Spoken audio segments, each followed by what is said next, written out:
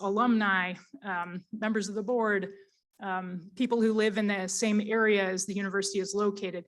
So the basic idea here is that to maintain the status quo, a lot of people have to just keep going along with it. And that's the most important thing for maintaining the status quo, is just a lot of people going along with it. And so the idea of people power is if you get a very large number of people actively participating in a campaign, and they come from all walks of life, there's a pretty good chance they're going to know some of those people and those pillars of support. And those relationships can become fundamentally crucial in key moments of political crisis. So one of the most seminal examples of this comes from the case of Serbia, where in 2000, Slobodan Milosevic tried to steal the election that took place there in September. And hundreds of thousands of demonstrators were told by a number of different opposition groups, including a youth movement, to descend on Belgrade at a pinnacle point to demand that he leave office after it was clear that he had stolen the election. And so people came from all over. There was a mayor in a tracksuit with his whole entourage coming from this small village. Everybody was coming together. And that mayor knew some of the police and knew some of the security forces in the parliamentary square. He'd stolen a radio, so they could hear all of the orders coming down to those police. And they actually heard an order for the police to shoot live fire on the demonstrators, and they didn't do it. They just kind of stood there and looked at each other. And the demonstrators realized it wasn't going to happen, and they just walked through the line into the palace where the president was living, and he had fled. In fact, he got in a helicopter and flew out of the country and said he was retiring to spend more time with his grandson. And they occupied the palace and declared victory, and his opponent was installed in his place. Now, victories like this aren't permanent, and I'll get to that in a bit, but one of the key things that's really important about this political moment was knowing that those police refused to fire. And so a lot of journalists and academics went in and did interviews with them, and they said really instructive things like, I thought I saw my kids in the crowd, or I thought I saw the guy who sells me liquor at a discount on Saturdays, and I knew that if things got out of hand, I might not be able to buy it so cheap. Things like that, which, they sound very trivial and perhaps mundane, but that is the way that people relate to one another. And in fact, that was a crucial pillar of support that fell. And the key here is that the police didn't throw down their weapons and go over to the other side. That's not what was required. What was required is just an instant of non-cooperation, and that political system fundamentally transformed in its power relationship. So there are certainly plenty of places around the world where you wouldn't be trying to confront police for lots of reasons. South Africa comes to mind as a good example of a place where it was never going to be the case that apartheid supporting white supremacist forces were going to defect and not cooperate in the face of protests and demonstrations in the Black townships. It was just a fundamentally racist relationship. And so it would be too dangerous to try to openly confront the police. So that wasn't the pillar that movement focused on. The movement focused on the economic and business community and created massive non-cooperation, not just through strikes, but through boycotts of white businesses, from mobilizing and galvanizing international solidarity from abroad, which resulted in sanctions and divestment against companies operating in South Africa. And the pressure that was put on the ruling party to reform, given the economic crisis that then befell South Africa, was so intense that it wasn't necessary, again, to get the security forces to fold. They folded with the regime effectively at that time. So the point is that the larger and more diverse movement is, the more possibility there is to shift the loyalties of people in these pillars, even for a moment, that becomes politically crucial. Now, all of the movements that we're looking at here are movements that, by their nature, were so threatening to the ruling class and the ruling elites that they elicited repression. And they all elicited lethal repression, right? So I'm not looking at very many campaigns in which there wasn't some kind of episode of mass violence directed at the campaign. But one of the things that's really striking about these data that comes out from some ongoing research I've been doing too with one of my PhD students is that there's a much lower cost to human life for the average nonviolent campaign. So there's something like a 22-to-1 lethality ratio for nonviolent to violent campaigns. That means that like 22 times more people are dying in the average armed campaign than unarmed campaign. In fact, nonviolent campaigns still maintain their success advantage even when they face any level of lethal repression. So why would that be? Well, it comes back to the politics of the situation. First of all, if there are very large numbers of people mobilized together and they're from all walks of life, it's cross-cutting, there have been coalitions developed and women are on the front lines, poor people are involved and mobilized, you've got the whole kind of cross-sectoral mass mobilization happening. It's incredibly risky for most states to repress indefinitely. Why?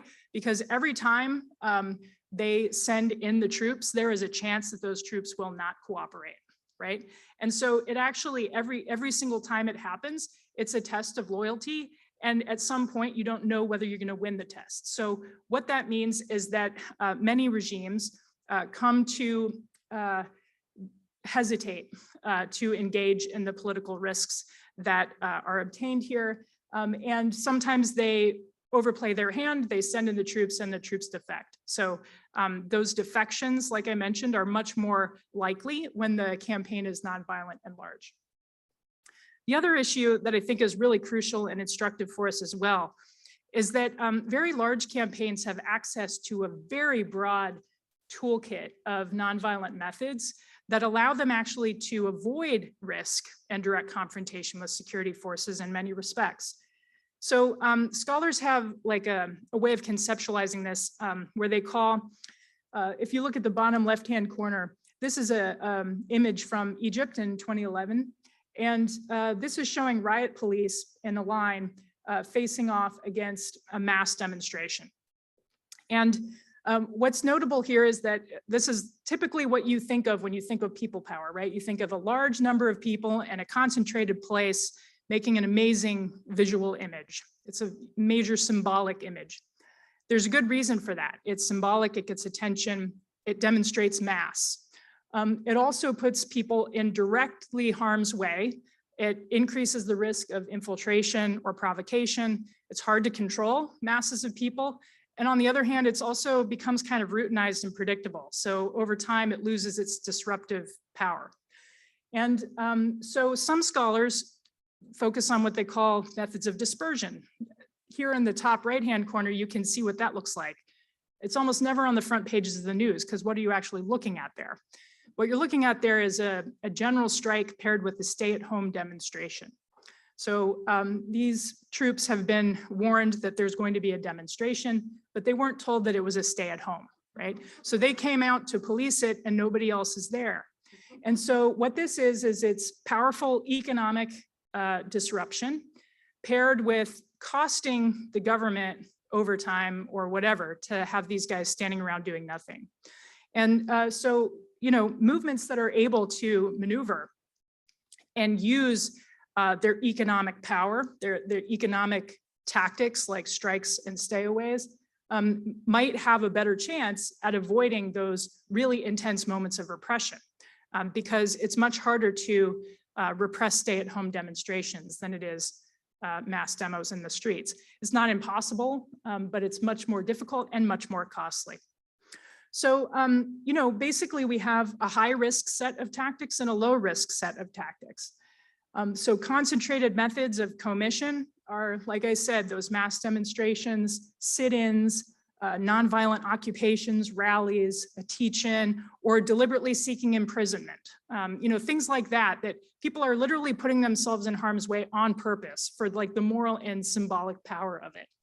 But also it's dangerous, it's risky for all the reasons I've said. So then you can have concentrated methods of omission. That might be like not doing something that you're supposed to do. So turning one's back, going slow. These are tactics that it's hard to make people stop doing, right? Because you're supposed to walk fast, you're walking slow. What do I do about that? And so these are methods of omission, but they're also concentrated, and so they can also be risky. But then you have this whole range of dispersed methods. Methods of commission that are dispersed are things like developing parallel or alternative institutions like economic cooperatives, strike funds, underground universities, underground press, stay-at-home demos, divestments, calling in sick, the casellario or the banging of pots and pans inside. Lots of things that happened during COVID, actually, of mutual aid associations and things. These are nonviolent methods. They build power, they build community capacity, they respond to collective concerns, but they're dispersed, they're hard to repress. Even harder to repress are dispersed methods of omission. So like the stay-at-home strike or the consumer boycott. How do you force somebody to buy a particular set of goods? It's really hard to do. So the key point here is that when a movement is large, it can wield all of these techniques to like major disruptive effect in ways that also keep people safe. Okay, so those are the 4 things that make movements succeed. Large, diverse numbers, loyalty shifts within the opponent's pillars of support, the ability to maintain resilience even as repression escalates, and then the ability to shift methods of resistance to more low risk but high disruption methods. So what has happened in the last decade? Well, there's basically 4 key challenges that I think today's movements basically universally grapple with. The first is a disturbing trend in autocratic adaptation to the prevalence of these exact movements. The second is different types of impacts of digitally driven activism that make movements much more vulnerable to lots of problems. The third is the rise of illiberal movements or movements that are expressly demanding anti-democratic or exclusionary and dispossessive aims. And then the final problem is closing space for building out vision and strategy before just planning tactics or reacting to the opponent. So I think now 15 years ago, one of my colleagues found herself in a meeting that was an international conference on basically oil wealth. And so she went to this conference. She was a Central Asian scholar working on Central Asian political economy issues. And she wound up in this meeting that was intriguing on the program, which was best practices in suppressing dissent. So she went there, and it turns out that there were, ministers of countries that were kind of oil exporting countries who were openly talking about the toolkit that had been perfected and that was now being shared widely in suppressing dissent. And this is literally what it is, and it's diffused around the world now. It can be recognized here in the United States as well as elsewhere. This isn't actually a conspiracy. This is just like observational information. And it should sound familiar to anybody who's been watching or active in these movements. So the first thing is to always blame foreigners or outsiders for any type of domestic political crisis. The second is to always mischaracterize one's legitimate opposition as a bunch of terrorists, traitors. In this country, it's communists, coup plotters, et cetera. The third thing is to try to co-opt oppositionists using different legislative reforms. So for example, trying to delegitimize an important activist by giving them a government post that then makes their movement fragment and fall apart. The fourth thing is paying off the inner entourage. So in other words, like cutting a $10,000 check to everybody in the country so that they don't do an uprising when it's happening in a neighboring country. That did happen during the Arab awakenings. The next one is counter-mobilizing their own quote unquote nonviolent supporters. So this is where we see face-offs between pro-government and anti-government groups, for example. Planting plainclothes police or agents provocateurs in an otherwise nonviolent movement to make it look like it's doing more damage than it's doing. Delegating repression not to uniformed military or police, but rather to plainclothes police or others. The use of selective repression to terrorize particular people to scare others into submission. So this is the alternative to sending in the tanks, which is something that was more subject to backfire. Censoring and spinning and using surveillance, especially digital surveillance right now. Removing foreign journalists or labeling foreign journalists as terrorists or violence inciters. Using different laws and practices to reinforce the incumbent's grip on power, for example, increasing debt for students or labeling NGOs as foreign agents. And then, of course, sharing information with their allies about how to do this better. So this has been a learning curve that's been going on for the last at least 15 years, is to have this much more kind of politically savvy, selective repression that really tries to divide and rule the movement, right? And if you think about the logic of nonviolent resistance, the logic of nonviolent resistance is actually to divide and rule the opponent. So each side is playing a divide and rule game, but the problem is that autocrats have been winning this game much more often lately. The second major challenge, besides the diffusion of this savvy toolkit of repression, is the rise of digital activism. And digital activism is good for a lot of reasons. The thing that it's the best at doing is getting a huge number of people to show up and place all at the same time very quickly. So like if we formed together right now, like a Facebook group and called for like a mass protest tomorrow somewhere in Dayton, we'd probably be able to get a couple thousand people to show up, maybe even more than that.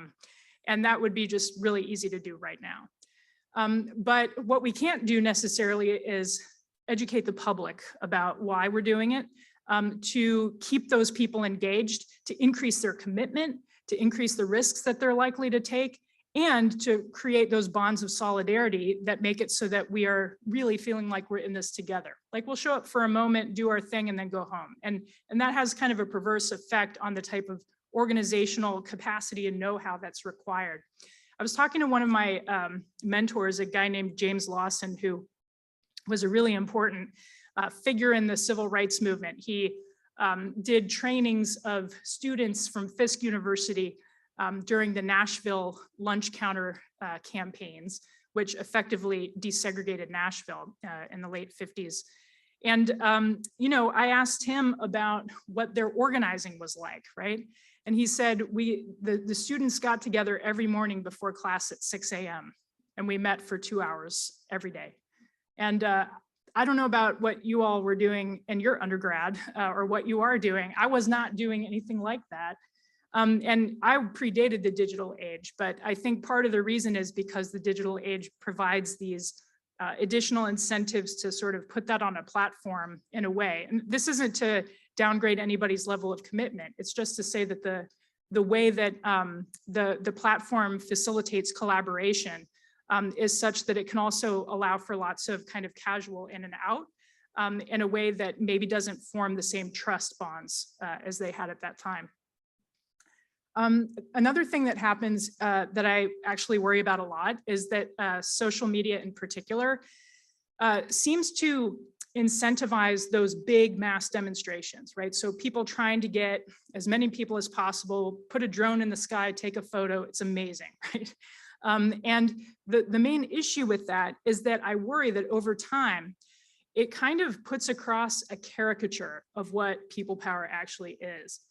You know, if you think about the Tunisian revolution, the Jasmine Revolution, which took place in December of 2010 up through February of 2011, you know, this was like a 3-month or so mass campaign that had multiple years of antecedents in terms of labor organizing, coalition building, and other types of capacity for mass action.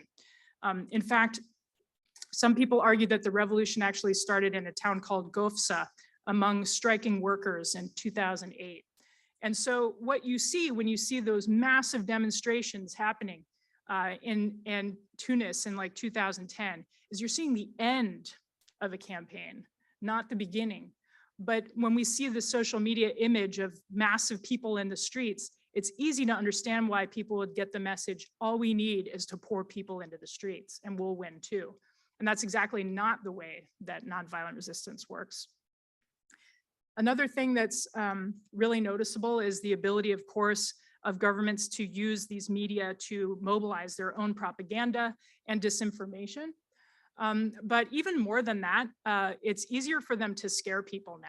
So those of you who are watching what was going on in Myanmar over the last year, since February, one of the things that I and some of my other colleagues who study digital repression noticed is that the junta would shut down the internet so that people couldn't communicate and coordinate resistance.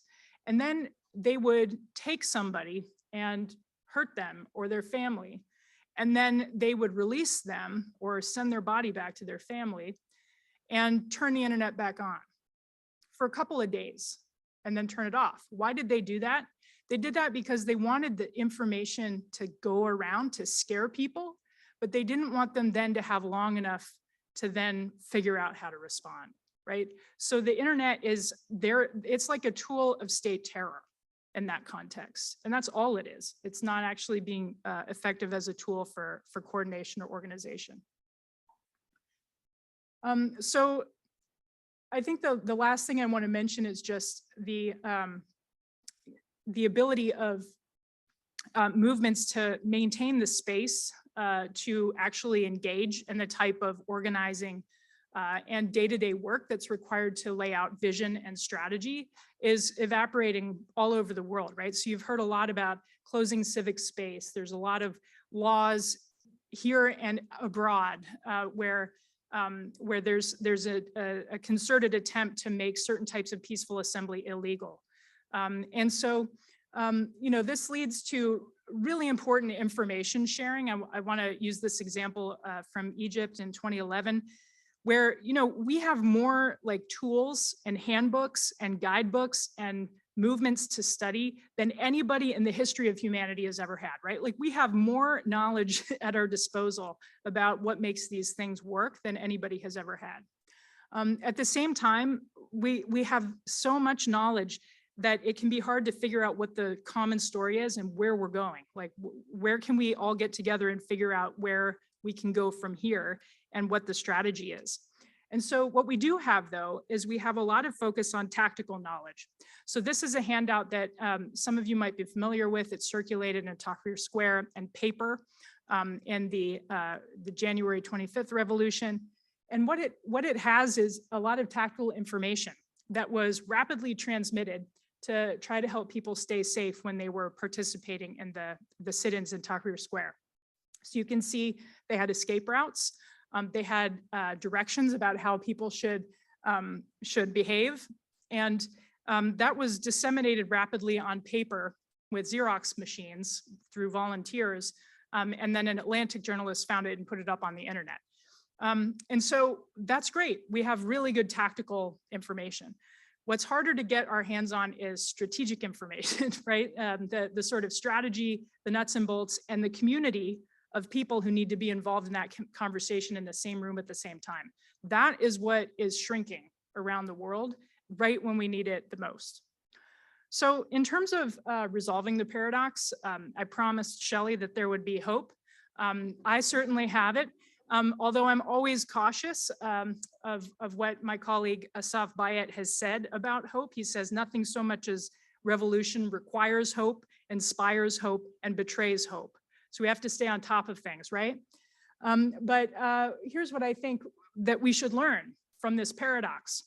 The first thing is that just like before, leadership and organizing are absolutely vital. These things don't just happen and succeed by accident or randomly.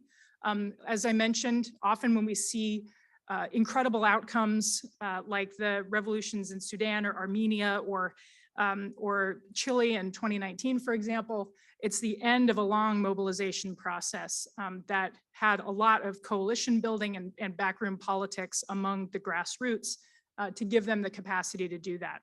We know that grassroots and inclusive representation is absolutely vital, both to create these outcomes and sustain them over the long term. And we know that opponents of these movements have been coordinating and sharing lessons for years and years and years. And so movements need to coordinate and share lessons with each other as well. In terms of scholars, I really hope that the field pays a lot more attention to this question of countering illiberal movements, which we can talk about in the Q&A. But this is fundamentally people appropriating methods of nonviolent action for anti-democratic or dispossessive aims, which is happening. I'm really concerned about and hope our philosopher friends can help us with this question of how we recover the power of the truth in a time when it's totally up for grabs. You know, one of the main points that Gandhi made, and in fact, the technique itself of satyagraha means holding firmly to the truth. The whole technique is making the truth, the power of the truth, so irresistible to people that it becomes a political, spiritual, transformative force, right? And the same thing was said of many of the different, you know, well-known, most important 20th century dissidents. Václav Havel talked about the power of the truth. And so there's a big question here about like where we go from here, especially using nonviolent resistance when the truth is totally up for grabs or has such competing bases.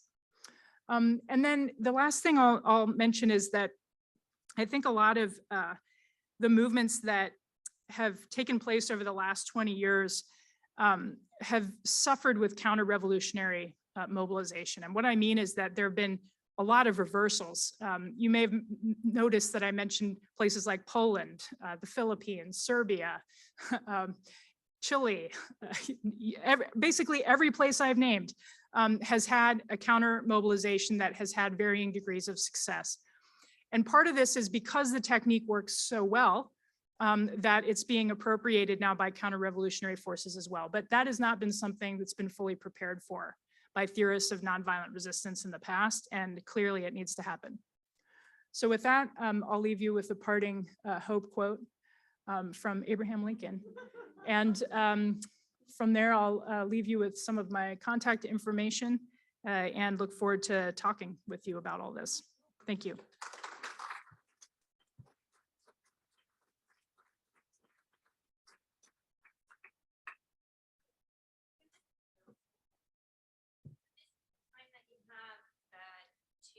Ask questions and answers, and Erica will stay and take some questions. We also want to promote, if you will, using our Padlet blog out. Where is it? It was on the tables before, where you can actually leave tonight with some of the thoughts that you have and put it on the Padlet, the key takeaways from your evening and your day here. So do we have questions? And I can bring this around if people are so tired that they don't want to get up and stand here. I totally understand. Not that it wasn't the most fantastic speech ever. Thank you. Questions?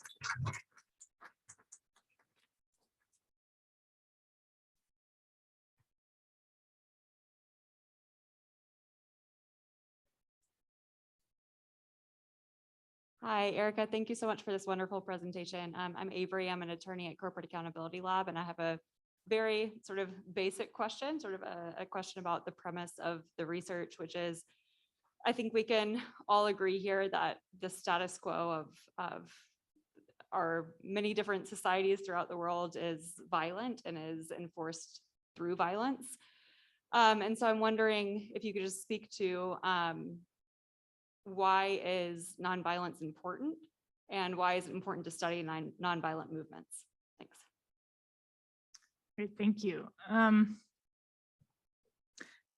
You know, when I first came to this research, I was working on my own PhD thesis in political science, and all of the classes that I took on security talked about violence. Every class I took on security was about the use and management of violence. And certainly many people who were studying these topics were interested in reducing violence. But there wasn't very much examination where I was situated in the field of what the alternatives to violence might be. Because it's much easier to make an argument for reducing or eliminating something when we have realistic alternatives. And so I think that if you look at where research dollars have gone, just in the United States alone, like federal research dollars to social scientists, to engineers, to other people, you'll see that there's been overwhelming investment in questions about the use and management of force, and almost none in questions about the use and management of nonviolent actions, peace, and much less the promotion of those things.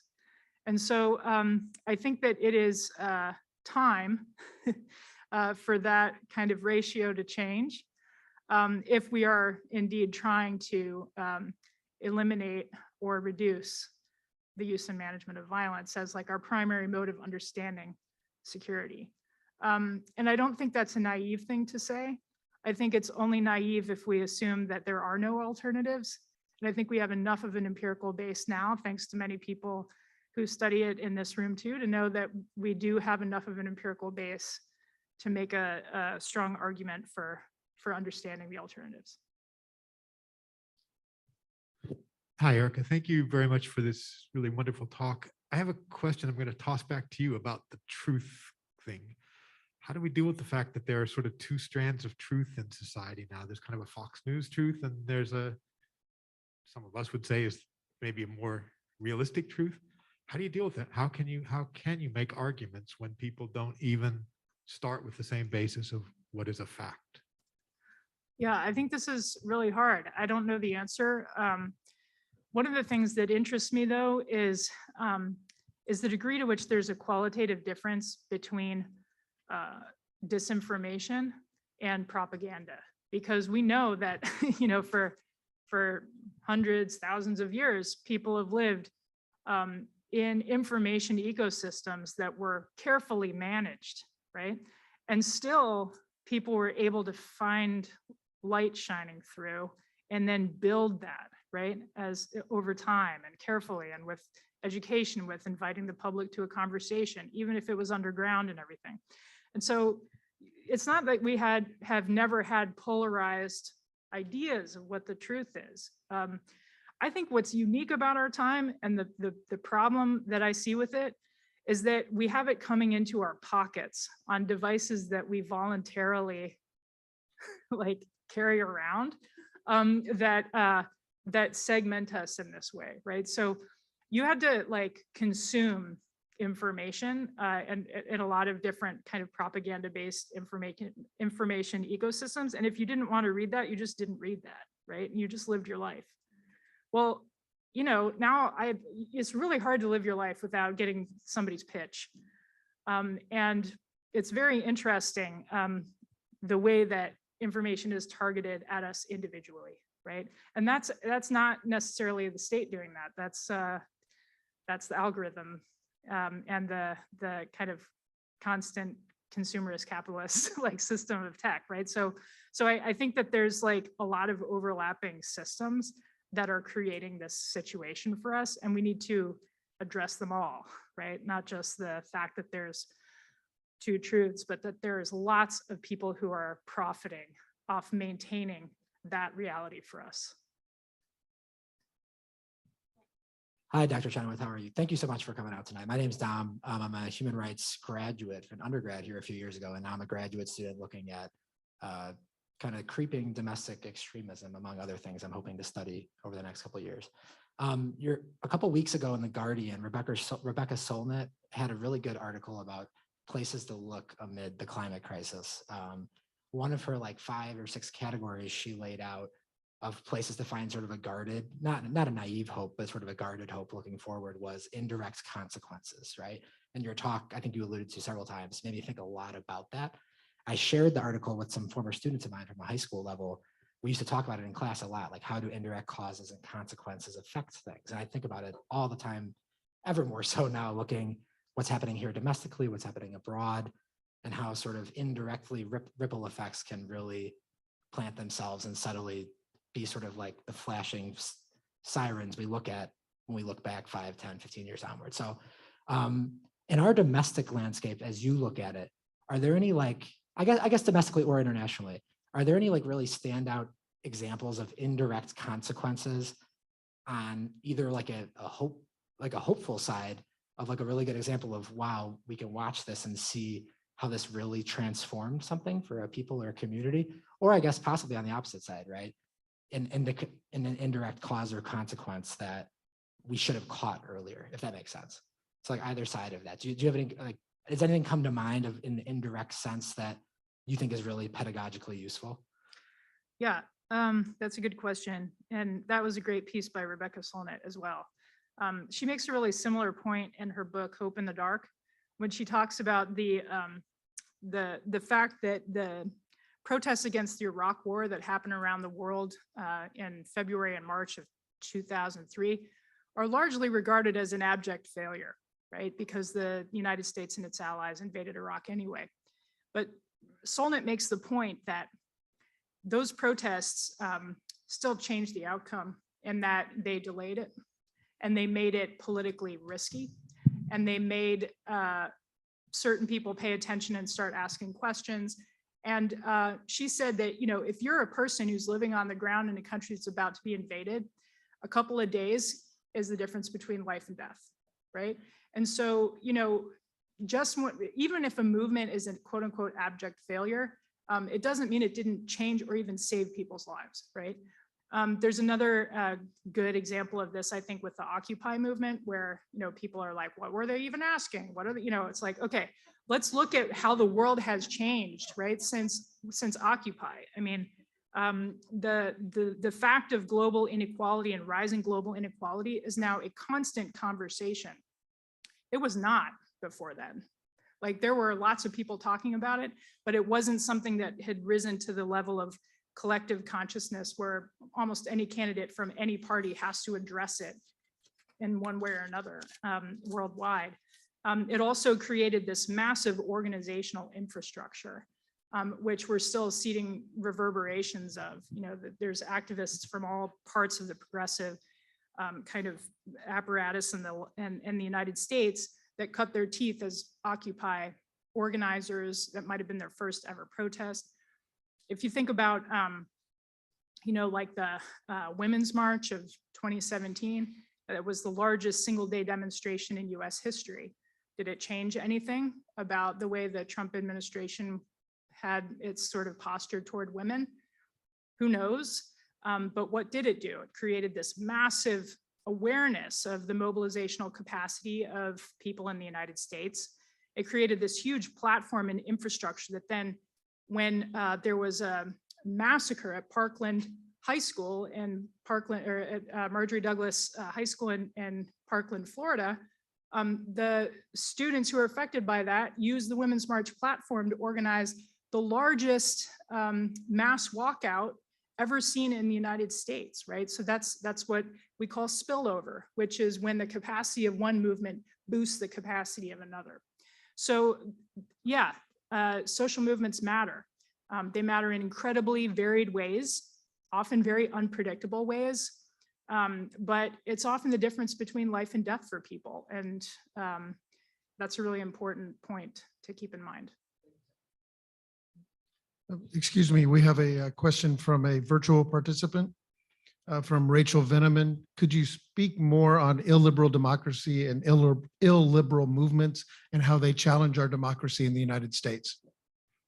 Yeah, so a couple of years ago, there was this article in the New York Times by Katrin Benthold, who was following the Alternative for Deutschland Party, or the AfD, and it's like rise to prominence in German politics. And she was following around these youth groups who were putting up like tables at fairs and stuff, trying to recruit youth into this European identity movement, which is basically a neo-fascist movement. And she said the story was not just about them, but about what they were reading. And what they were reading was Gene Sharp and Stellan Van Hagen and Kurt Schock and a bunch of other people who were studying the strategic logic of nonviolent resistance. And they were effectively trying to appropriate the tools and techniques, because they thought, well, if this is the way the world works now, then we want to be the best at it. And you know, this raises really fundamental questions about whether something can really be nonviolent if the ends of the movement are violent, right?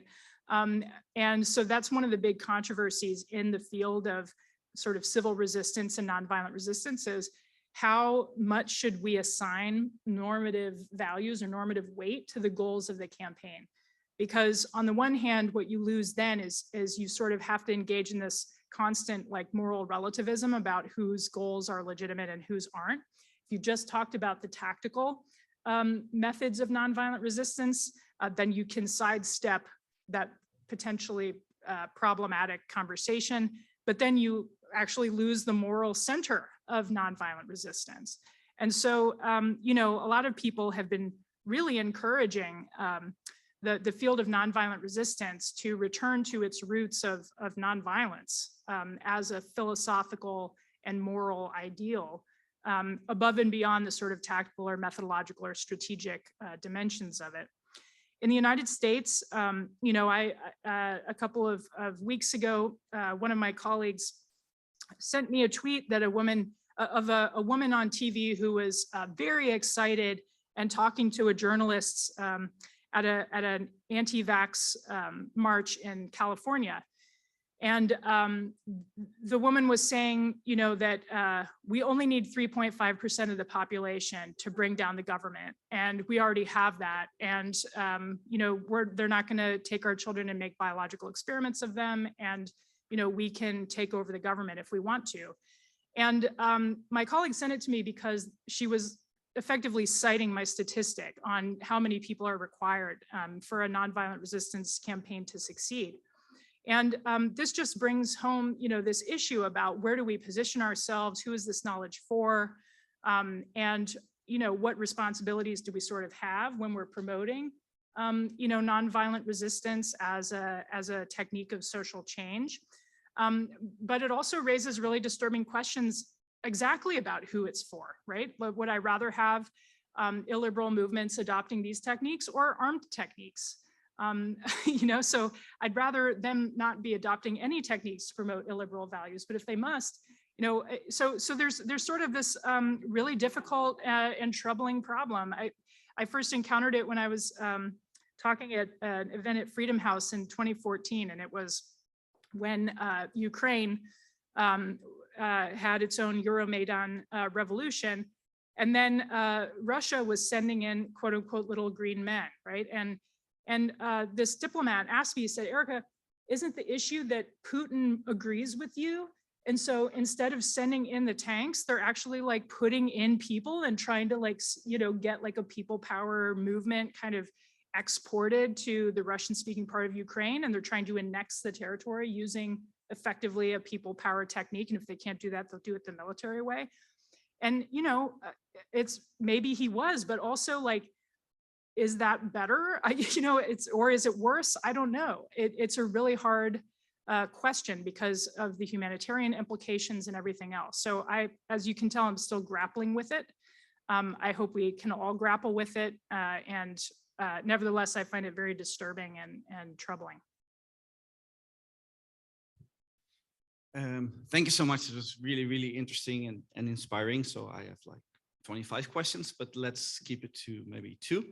So I'm living in Lima, Peru, and working mostly on resistance against extractive activities in the country. So I wanted to dialogue a little bit with some of the debates that we have in Latin America on these things, and that you're probably familiar with, but to get a little bit of your response on this. So the first one was about the strategic moment, right? Of how to make strategy and when and where. And I think that's really important. So you refer to, you know, there's less time, everything is quicker. But there might be a second reason that we're talking about a lot, that historically those were like the big traditional organizations who offered a space for strategy, right? Mm-hmm. But they've lost legitimacy because they're more hierarchical, they're controlled by older men, you know, all of that. So what are the new places for strategizing and to finding the time and the ways and the relations to do this that are more articulated to the new ways of doing movement as well? That would be one question. And the second one was, and you referred to this, and I found it really interesting. So we talk a lot about people look at the movements always in the reactive way, right? And we're reacting to the political moment, to the state and all of that. But there's also the creative or productive part of movements, of building new ways of living, new relationships, new worlds in a way, like what we call like the movimientos prefigurativos, the prefigurative moments of this.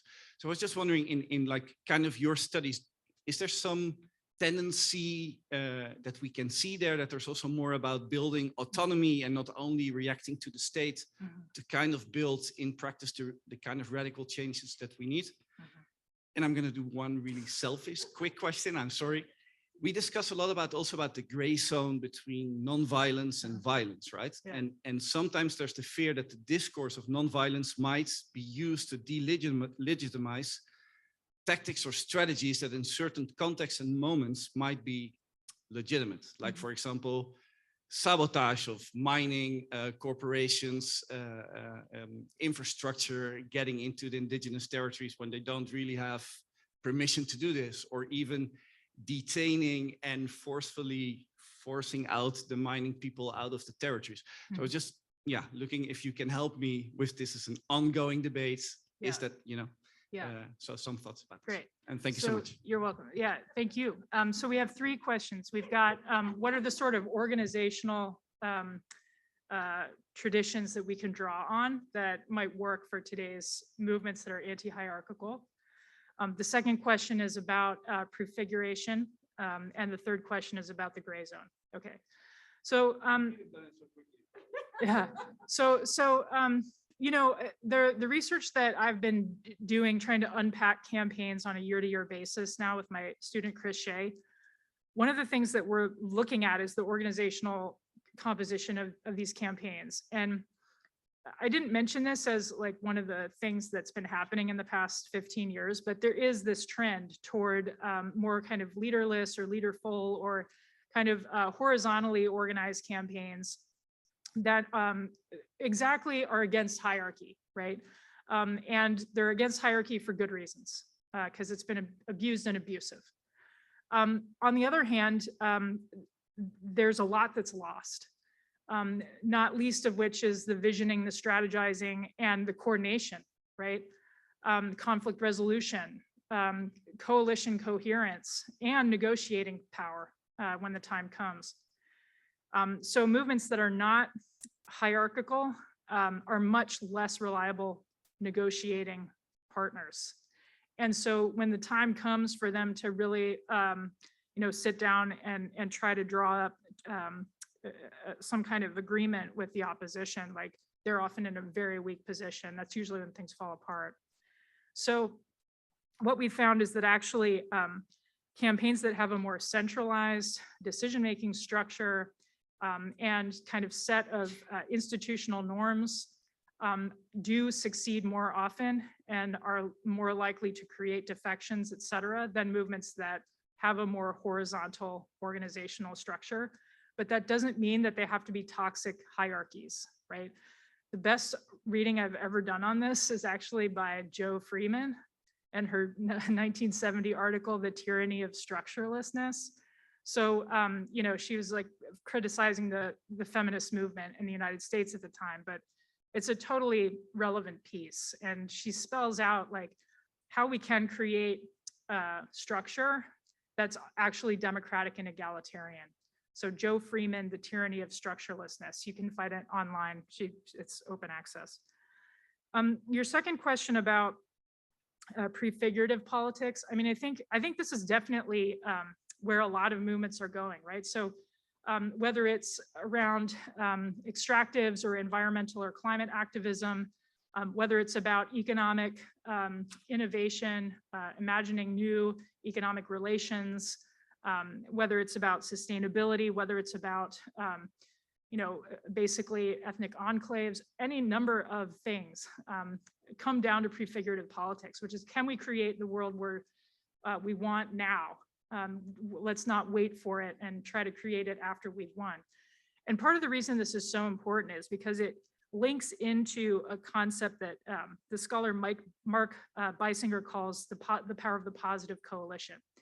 So part of the reason that movements are very vulnerable to counter-revolution after they win, like in Ukraine in 2004 and the like, is because it's much easier for people to get together and agree to say no than it is then for them to translate their victory into a meaningful and sustainable positive coalition. Prefiguration helps with that because they're building the positive coalition as the campaign is strategizing, visioning, fighting, winning, and then transforming. And so the more durable outcomes are those in which the prefigurative work has been fundamental to the entire process. The other thing it does is it smooths out conflicts within the coalition before they actually really matter. And then on the gray zone question, you know, observationally, like you said, there are many contexts in which the public sort of accepts a certain level of, say, sabotage or whatever as legitimate. Now, I think it depends on how hated the opponent is, right? If the opponent is truly hated, then the public doesn't mind it if there's like a thing that blows up or whatever, right? But if the movement is at a stage where it is trying to build popular support, and there is a real contest between whether the state is still viewed broadly as legitimate or not, and they're trying to make that argument, that's a terrible time to start playing with the gray zone, right? Because the main risk there is that the movement can alienate otherwise willing and able and interested allies. And, you know, depending on your theory of change, if you buy my theory of change, the way these things happen is through defections in those pillars of support. So anything that risks participation size and the possibility of meaningful defections is too risky to try. Now, you know, like I said, there's plenty of places where you know, the state is so hated that people accept a lot of things, but I think it's very dangerous for a lot of movements to do before they have that genuine popular participation. Bridget. Hi, I'm Bridget. So I'm really interested in how you spoke about the limits of digital advocacy and sort of using social media for these movements. You've kind of put into words something I've suspected but couldn't pin down for in a while. But I'm wondering if you think there are any ways to sort of utilize these social media tools for a successful campaign, or if we should like all delete Twitter right now. Yeah, so there are things that have been helpful about the fact that we have like digital natives now organizing movements and running campaigns and everything, obviously.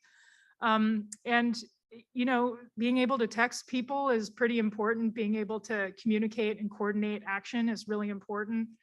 Even being able to go into the same Google Doc and drop a strategy document, you know, that's really important. I mean, a lot of movements use those techniques.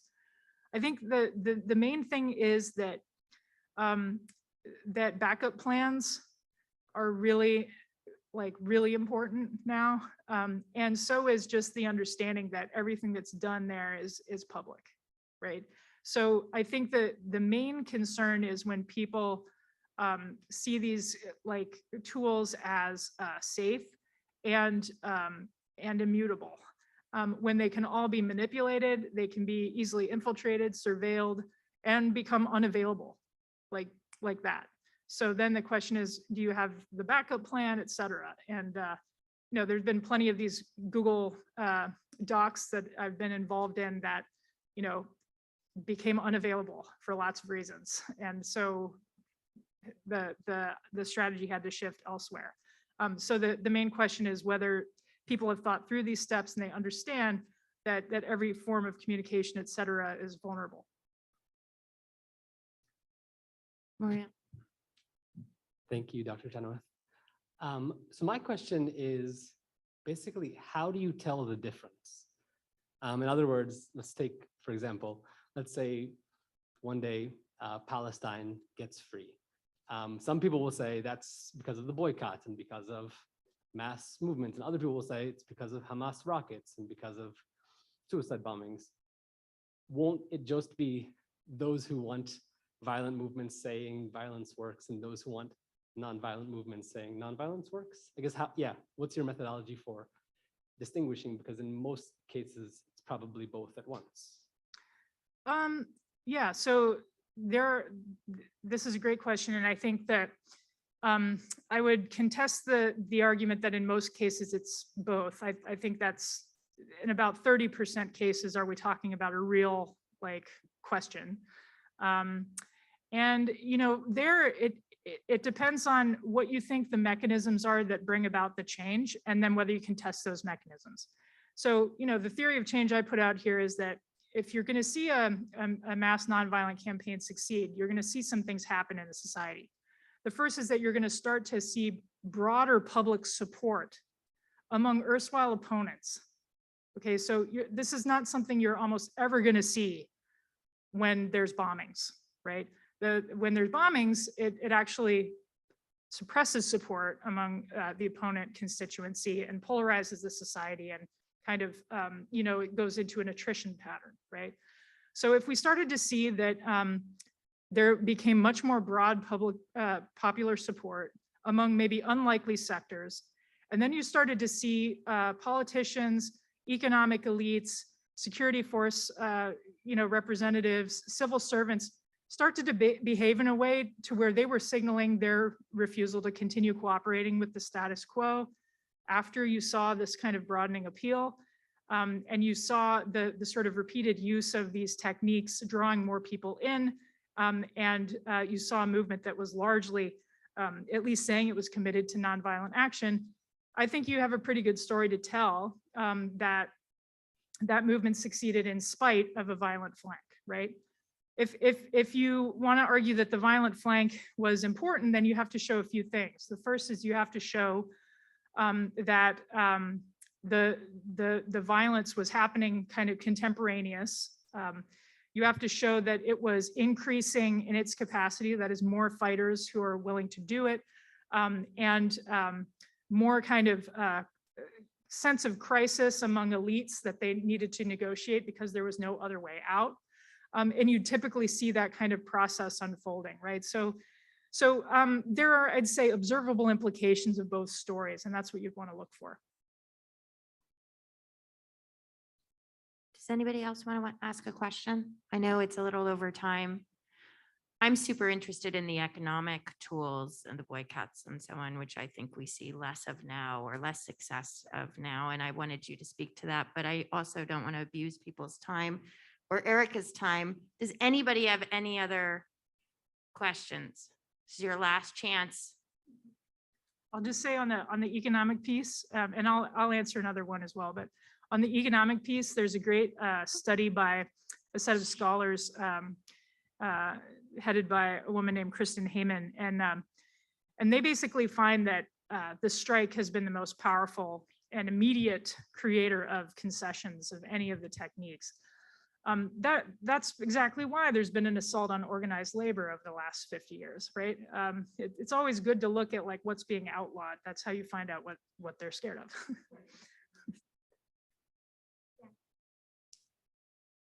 Thank you. It's been absolutely excellent and enlightening. I think that what I am really interested in, and you spoke on it very lightly, is kind of that life cycle, or just the shelf life of being able to do this movement. And you went very quickly to, even if it's a failure, there is some good in it, and I appreciate that incremental change. However, what I'm more interested in, especially someone who comes from a community where, we've been doing both of, and trying this very, this large mass movement of both civil rights that includes both violence and nonviolence, and yet we're still here, and it just feels like these incremental changes are just too small, and yet there's shelf lives, right? Including kind of our racial injustice summer that we're all very quickly knew it was going to pass. So let's hurry up and get out of it what we can. So I would love to hear if you're exploring a little bit more about the shelf life of it all, and or if you have something to say on how do we make it a longer tail. Mm-hmm. Yeah, that's a great question. Thank you. So when I'm talking about this with my students, we kind of came to realize that, there's that saying that it's not a sprint, it's a marathon. we sort of collectively realize it's not even a marathon, it's like a relay race. Like, when it comes to movements being able to maintain the stamina over time in order to finally get through the transformation thereafter. It takes a lot of people, a lot of commitment, and a lot of intergenerational learning and capacity. And, this is especially true when the opponent, so to speak, is a system, because the system is supported by everyday behaviors, by everyday attitudes, by institutions, and the like. And so because of that, and ideologies, right? So because of that, it's sort of like firing on all pistons all the time to try to begin to break that down.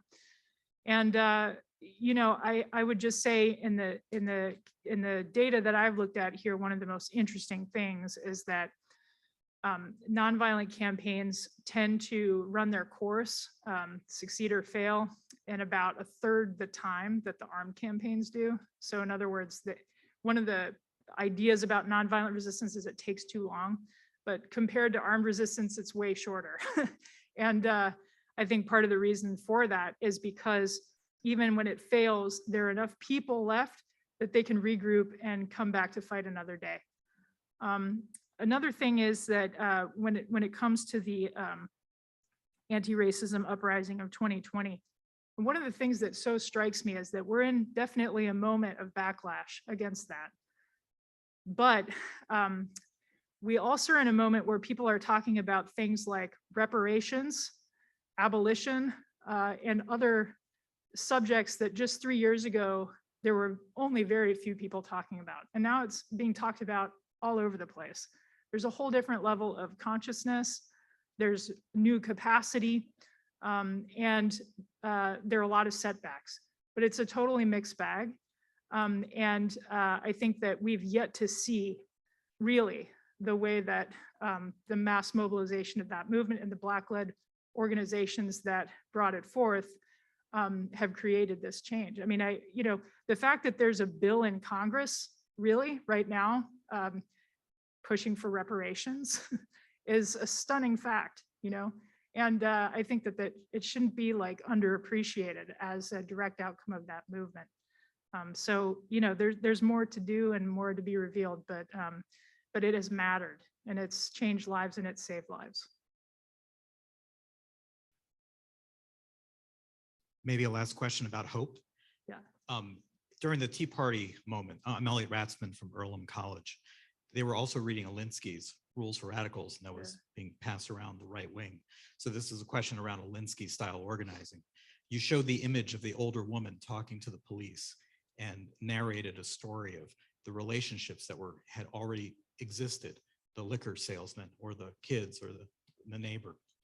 I'm wondering if not a moment of hope would be in the creating of maybe in an artificial way, those relationships between people, as Alinsky and post-Alinsky style organizing teaches, as a way of building capacity for potential organizing efforts later. So I'm wondering if there's any data about whether that, I'm calling it artificial, but not natural forms of relationships could be some of our counterweight against the illiberal forces of evil that are sweeping our scene. Yeah, so that's a good question. And I don't know of any studies that exactly measure it that way. There's definitely research on strong and weak social network ties. And there's a really important paper that was written in the early 70s called The Strength of Weak Ties. And the basic argument here is that actually weak ties, that is like casual, relationships that are developed in your not circle of friends, but like one or two removed, are actually much more powerful for you to tap into, because those people are going to be more different from you than your friends.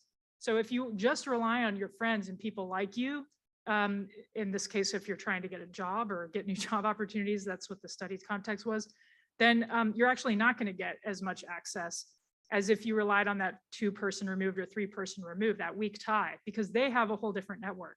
And so some people have tried to apply that same notion to social movements. And it does suggest that you can, as you say, kind of create artificial or kind of ad hoc relationships that you can call on later and activate a whole other network than the one you have. So then the key question is, in moments of genuine political risk, will weak ties function the same way as they will if you're trying to send out a CV? And that we don't know. Do you still sign books? Yes. Despite our abuse? Yeah. Sure.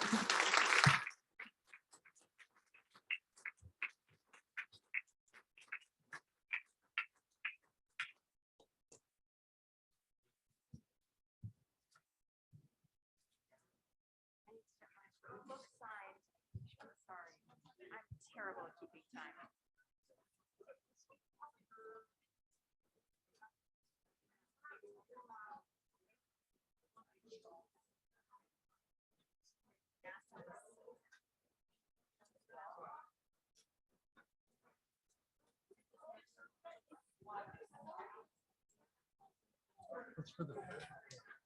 Hello, everyone. Please use the QR code on the screen to access the Padlet and add any insights that you might have from Dr. Chenoweth's talk. Thank you.